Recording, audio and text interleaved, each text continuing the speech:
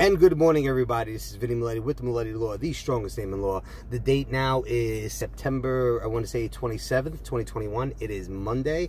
You know, where you all this all begins, but you go into the bottom and subscribing to the channel on YouTube channel. Also go to miletilaw.com, www.miletilaw.com, and go ahead and sign up for the newsletter so we can stay in the loop and everything. All right, so this morning's video is just really generally an overview of critical points of unemployment benefits in New York. You know, as you all probably already know, Governor Hochul, whatever her name is, Governor Hochul or something, she mentioned something about not being eligible to receive unemployment benefits, or they're going to stop for this pandemic stuff. Everybody equates that. There's kind of like this misinformation going on, right? So everybody's equating that with that she said that nobody's going to be entitled to unemployment benefits. That's not the case, okay?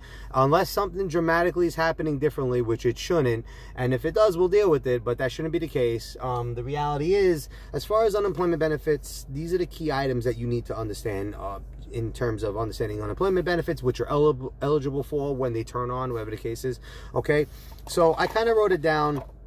Generally speaking, yeah, because I just kind of I picked out like 5 points that I think are critical for you to understand when it comes to unemployment law. Some of the 5, all right, so as far as ways of background, remember, so when it comes to coverage, right, it's basically this system was designed to be a way of protection for employees who are terminated from their employment through no fault of their own. So, for instance, you know, a layoff, a separation, or whatever the case is, you're ready, willing, and able to work, and for whatever reason you can't get that because of some issue that they have, whatever the case is, your employer has a problem with you, and that's what this is designed to protect. So it's a way to protect the employee from having, you know, go on welfare, having to go on this, having to go on that. You pay into it, your employer pays into it with their payroll taxes. Everybody pays into this, so it's funded. All right, it's also partially federally funded too. So the federal government, it's like a partially federal and state funded program. So the city also gets money from the federal government on that, and that's just regular benefits. We're not talking about pandemic. We're only talking about strictly unemployment benefits, not pandemic unemployment benefits. Okay, so it's a joint federal state program. We pay into it as employees, as employers. We pay into it payroll taxes. Everybody pays into it. So it's your money. You've paid. Your employees paid. It's your money. Go get it. Now, the 5 items I just want to point out, who is eligible. So one thing is going to be eligibility. I want to point out. So who is eligible? The eligible person is a person who is, you know, ready, willing, and able to work, is out of employment through no fault of their own, and even someone who's actively seeking employment currently. So long as you're looking for employment now, if ever you'll have to go online and do the attestation, where you're going to click the checkbox that says, like, did you look for work today? Of course you did, right? Because you're supposed to be looking for employment all the time.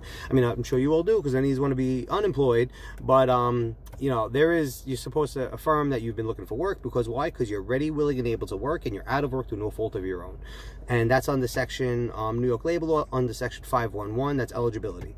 Who is not eligible, and this is for some of you students out there. So people who are not, it's a very small list. It's like maybe 5 or 6 categories, but the 2 that stand out are self-employed workers, i.e. independent contractors, and students who work for schools and work-study programs. So if you, let's say, worked for your school and you were in some kind of, you know, work study, or where you had to do certain, I can't remember the name of the term that everybody's using, like a residency credits or something, and you're not in, and let's say it was like a little work job for you, like you wouldn't be entitled to that. That you're not eligible. That's not something you can claim benefits for.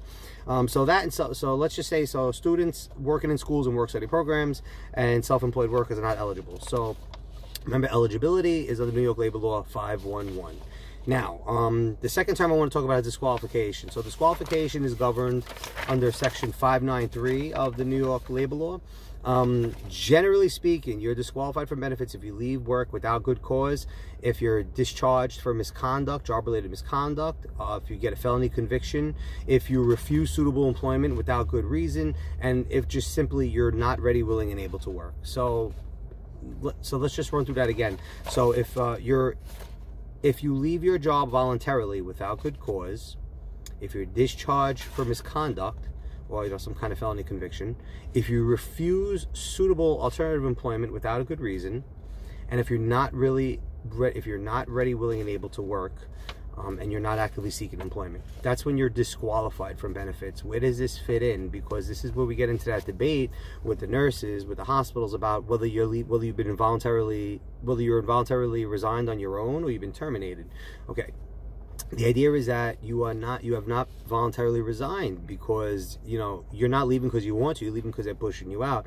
They're forcing you to take this medication that you have a right to object to. You have a right not to put drugs inside your body. I mean, this is your body, right? So you have bodily integrity. It doesn't matter your religious exemption, your medical exemption. These things don't matter. You as a competent adult have a right to that. And they're telling you to put this dangerous, harmful thing that no one knows what the long-term effects are, but they do know that if you go to VAERS, it's 1.5 million adverse reactions. So to me, that sounds like good cause. But the point of the story is you just need to understand the language, because once you understand the language, you could see why they do what they do.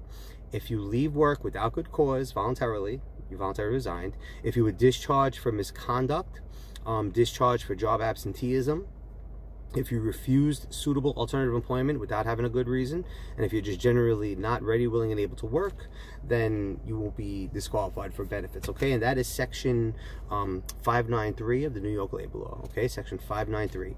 Now, the term, how long does this work? This generally lasts for up to 1 year. You have a 26-week pay period. So generally, like, you can, I'm sorry, 26-week pay periods. That's 26 weeks is half a year. Sometimes it gets extended. There's something going on in the state right now that it's going to get extended. That's what it sounds like. They're pushing Hochul to extend it. If she does extend it, odds are it's going to go a little bit longer. I can't see them not extending it at this point. No matter how much money we talk about we don't have in the budget, because the budget never stopped them anyway in New York. So also keep in mind there's a 1-week waiting period.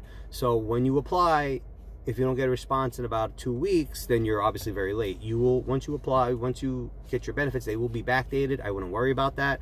Don't sweat it. But it generally is a 1-week waiting period. So I would say if you don't have your benefits within 2 weeks after applying, something's seriously wrong, or the system's seriously backed up. I expect a lot of what do you call, backups going on right now. So once all these nurses start resigning from, once all these nurses are terminated from their position, released from their position, I expect it to occur and be a problem shortly.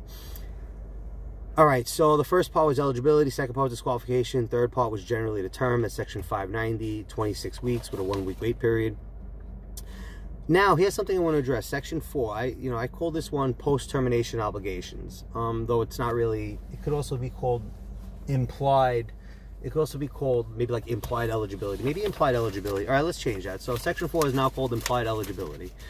So, all right, so part 4 of this, the fourth category I want to pick up is there are situations where even if it's not clear on its face, certain actions essentially qualify you as being unemployed or eligible for unemployment benefits.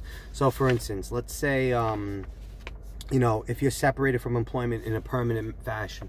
So let's say separated without leave, but it seems that it's permanent, or at least it seems that it's indefinite. You don't even know. Those are 2 instances in which you're entitled to unemployment. It'll trigger your eligibility. If you were on unpaid leave for X amount of time, that also triggers your eligibility.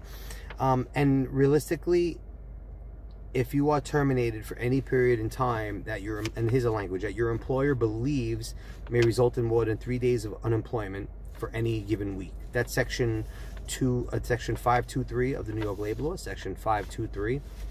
So that last portion is, if your employer believes that you're going to be out more than 3 days of total unemployment, then you suddenly become eligible here. So keep that in mind. So for all those people that they're telling you can be voluntarily resigned, or you're going to be separated without pay and blah blah blah blah for these indefinite periods, knowing that they're going to terminate you at some point, or knowing that they're going to release you at some point in their minds, then you should be eligible. You should be applying. The second you know that you're going 3 days unemployed and that it's like basically unreasonable to you, you should be applying for unemployment and getting what you got to get.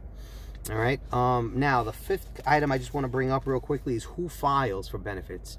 Who's the one that does the initial application? You, the employee, the nurse, the terminated party. You are the party that starts this. You're supposed to get certain paperwork upon being dismissed from employment, being separated from employment. You're supposed to get your paperwork. They may or may not give you paperwork. Don't hang on it. you should wait a week and then get your unemployment benefits. You should call them up, you should go online, New York Department of Labor, you should file and get your benefits. So just a quick recap, we went over topic 1, eligibility, topic 2, disqualification, topic 3, term of your benefits, topic 4, you know, implied eligibility. That's what I'm calling now. And then topic 5, responsible for filing, which is you, the employee. Okay, so I hope this video was helpful. Just something really quick to digest. 5 items, you know, I think you should probably know. And we'll see how this plays out. Don't worry about it. It's going to be good. Look, I've been telling all my nurses, guy and girl, like, same categories. Live your life unafraid, unmasked, unvaccinated, unrelentless, and unapologetic, because at the end of the day, you know, you are in control of your body, your integrity, and everything, and all that, you know, all that stuff. And it's important, because if your foundation is not built properly, your house will not stand and this house will not fall. So those are my little parting words. So as always, yours in law, love, and lifts. We will play this ear by ear, but I will continue to have these videos out whenever I see them and whenever I think it'll be helpful. So I thought this was helpful. If you have any questions, you know where we are.